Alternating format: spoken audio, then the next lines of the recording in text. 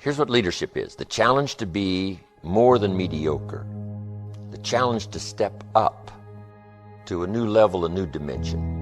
And here's what this new dimension has: opportunity and responsibility. But who wouldn't want the responsibility along with the opportunity if it builds an extraordinary life? You wouldn't want it any other way. The refinement of leadership. Make this list. Learn to be strong but not rude. Some people mistake rudeness for strength. Rudeness we don't need. Strength we do need. Here's the next one. Learn to be bold but not a bully. We need to boldly seize the day, boldly seize the opportunity, boldly seize the chance. But we don't need bullies. We don't need anybody to push anybody around. There's a whole new level of leadership.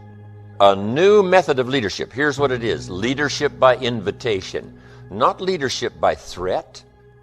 Not leadership by intimidation. That now shows the weakness of the leader. That now shows ego at work instead of skills.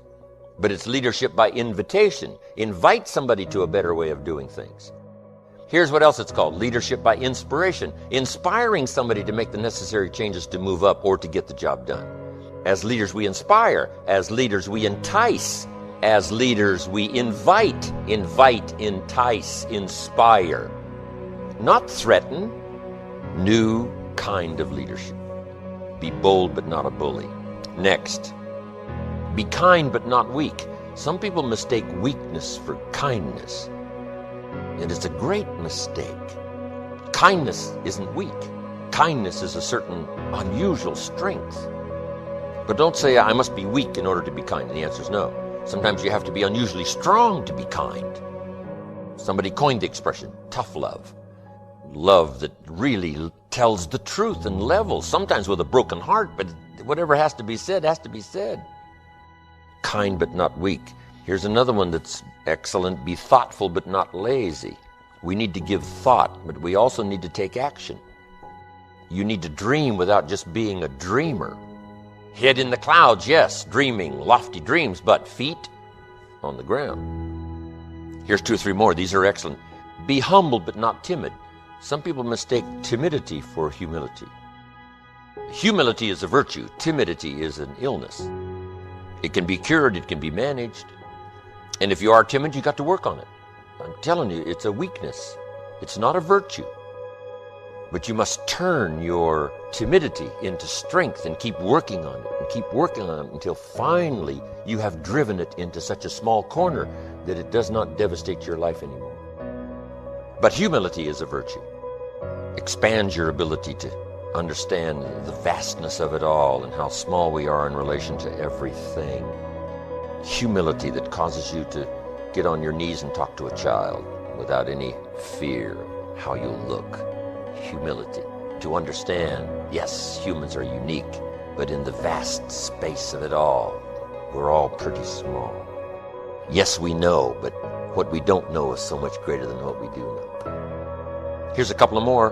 Be proud without being arrogant. There's something to be said for team pride and community pride, company pride, personal pride. But don't cross the line to where your being proud now becomes arrogance. Pride we need, arrogance we don't. Arrogance is usually the childish attempt to make up for lack of self-worth. The childish attempt to make up for lack of self-worth has a tendency to create arrogance. And you know the worst kind of arrogance? Arrogance from ignorance. That's the worst kind. If a guy's smart and arrogant, we can tolerate that. But if a guy's dumb and arrogant, that's hard to take. So now, all leaders must learn the basic laws so they can use them as illustrations as well as use them for productivity. Here's the first of the basic laws. Whatever you sow, you reap. Now here's another way to put it on the positive side. In order to reap, you must sow. Reaping is reserved for those who sow, who plant. To deserve the harvest, you must plant the seed, take care of it in the summer, carefully harvest it, and then do wise things with the harvest. Now, here's the rest of the law of sowing and reaping. If you sow good, you reap good. If you sow bad, you reap bad. You can't sow bad and hope for good. You can't plant weeds and hope for flowers. It works both positive and negative. Now, here's something else about the law of sowing and reaping. You don't reap what you sow. You reap much more than what you sow. Now, here's what's important to understand on that. It works both positive and negative. The old prophet said, if you sow to the wind, you don't reap a wind. You reap a whirlwind. You got to be careful sowing to the wind. It doesn't come back as a wind. It comes back as a whirlwind. That's on the negative side. But now it also works on the positive side. If you plant a cup of corn, how much do you get back? A cup? No, a bushel for the cup. You get back much more than what you plant. That's the reason for planting, for the increase. Positive, negative. Now here's the next key to the law of sowing and reaping. Sometimes it doesn't work at all. The farmer plants the crop in the spring, takes care of it all summer, is an honorable man, loves his family, is a decent citizen. But the day before he sends the combines into the field, a hailstorm comes along and beats his crop into the ground, and it's gone, it's lost. So this time it didn't work. So now what must the farmer do? He's got to decide whether to do it again or not. Shall we take another chance in the next spring? We would advise him to do so, even though he lost everything in the last harvest. And it didn't work. You didn't reap what you sowed. But here's the law of averages. Here's the odds. More often than not, you reap what you sow. More often than not, you'll have a harvest if you plant in the spring. There's no guarantee, but more often than not. And guess what more often than not is? Pretty good odds. It's better than Las Vegas. Incredible. Next, one of the most important laws to learn is the law of averages. If you do something often enough, you'll get a ratio of results. Once you understand that, the world is yours. Learning to employ people in the unique thing called the law of averages is stunning in its result in terms of fortune, future. In baseball, we call it batting average. Swing 10 times, get a hit. Swing 10 times, get a hit. Nobody bats 9 out of 10. Some of these guys are getting $5, $6, $7 million a year, batting 2, 3 out of 10. So you don't have to be perfect here. All you have to do is understand the law of averages. Now, even if you're only getting 1 out of 10, you can now start to compete. If you've been here a long time, you can get 9 out of 10. I just joined, I can only get 1 out of 10. I'm telling you, if we have a contest, I will beat you. Say, well, you just started, how could you beat me? It's very simple. While you talk to 10 and get 9, I will talk to 100 and get 10. I win. Isn't that clever? Here's what I do if I'm new. I make up in numbers what I lack in skill. Once you understand the law of averages, I'm telling you, it's so exciting to work with the law of averages. Here's the next important law, called the law of faith. Faith is the ability to see things that don't yet exist. Faith, though, can turn difficulty into reality, positive reality.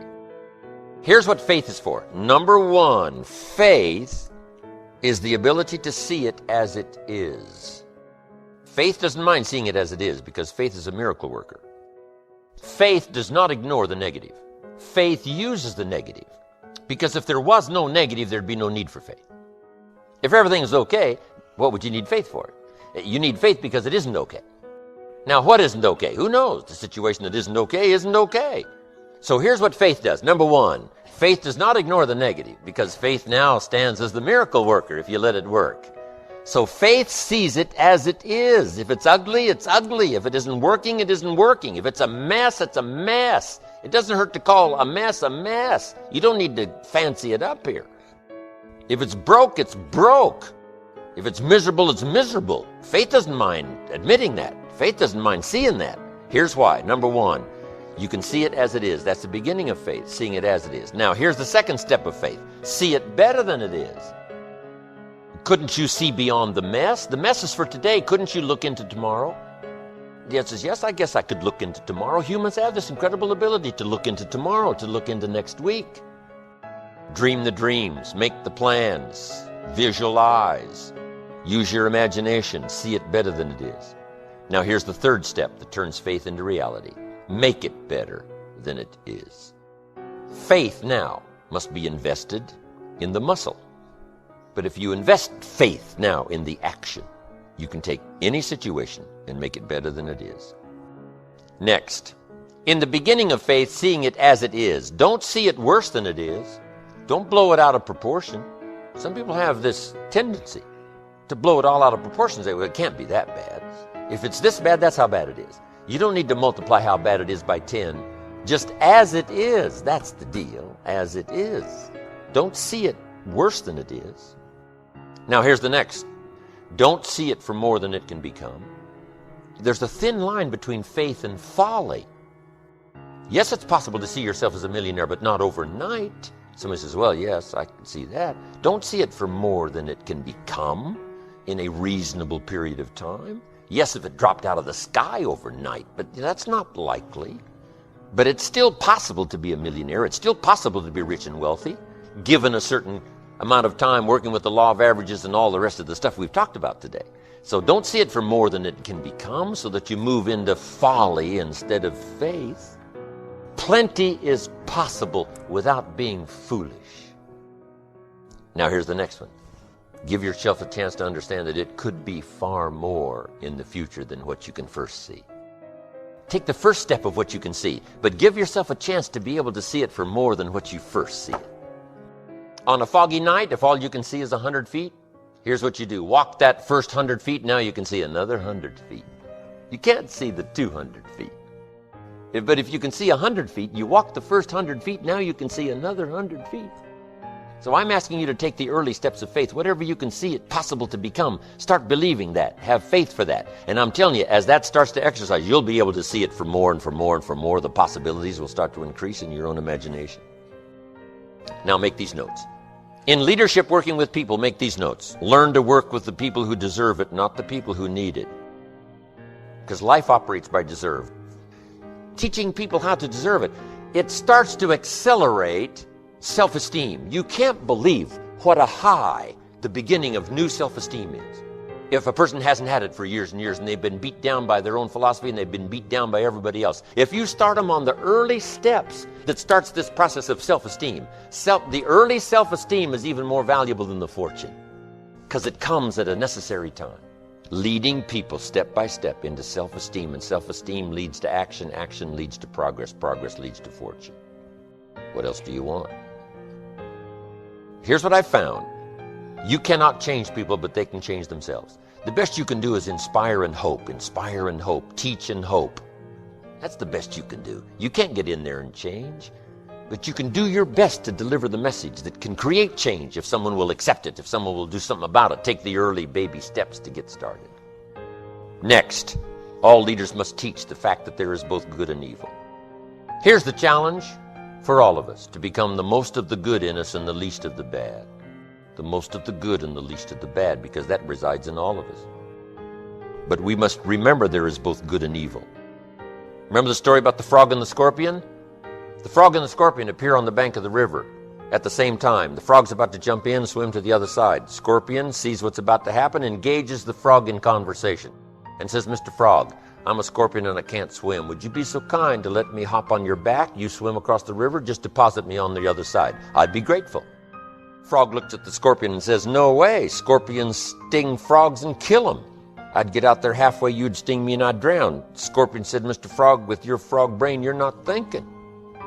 If I stung you out there halfway, you'd drown and I'd drown. I'm not interested in committing suicide. I just want to get to the other side. Please do me the favor. Frog says, okay, that makes sense. Hop on. Scorpion hops on the frog's back. Frog starts across the river. Sure enough, halfway across the river, the scorpion stings the frog.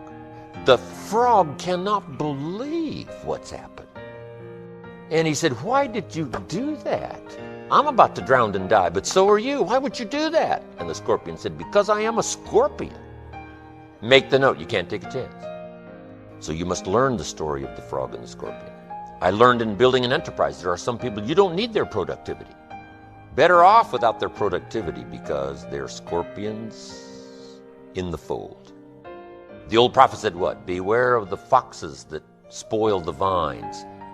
And to be a good shepherd, to be a good father, to be a good mother, you got to learn the story of the frog and the scorpion and the foxes that spoil the vines.